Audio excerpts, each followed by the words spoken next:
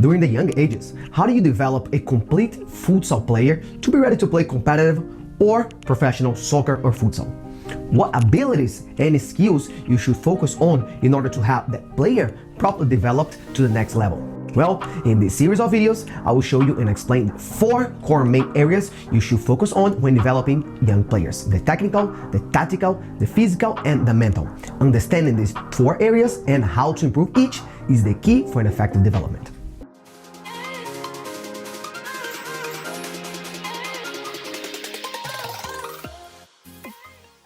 What's up guys, Coach Thiago here. Welcome to the Futsal Training Academy, the most resourceful futsal channel on the internet.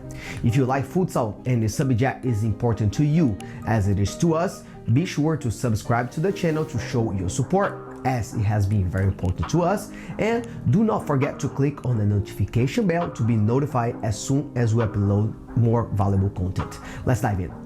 The first area of this series is the technique. It is perhaps the most visible element of a futsal or soccer player.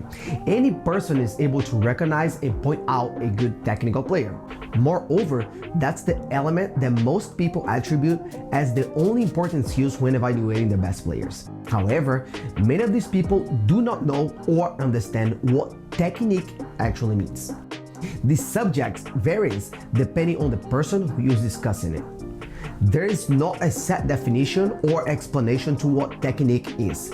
With many years of playing and coaching this sport, I've come up with different topics to be worked on during training sessions. Within these topics, I've further divided technique into 2 subgroups. The first is the physical technique, which requires a player to have the ball under possession or in contact with the body. In this group are skills such as passing, reception, ball control, moves, and finishing.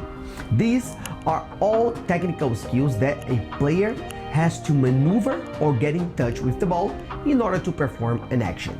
Characteristics of the fundamental: pass inside and outside of the foot with toe poke, laces, and back heel; shooting inside, toe poke, and laces; dribbling, sole, inside, and laces; ball control with the foot, with the thigh, and the chest; and dribbles or moves, stopped and in movement; reception, sole, inside and outside, stopped and in movement.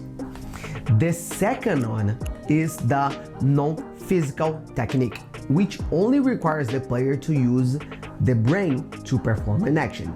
In this group are skills such as vision, shielding, peripheral vision, defensive position, and anticipation.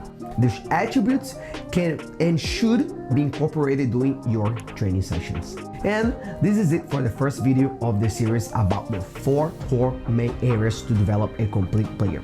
Remember to try to add both physical and non-physical technical skills to the training sessions. Also, if this was beneficial to you, don't forget to click below on the like button and subscribe to our channel.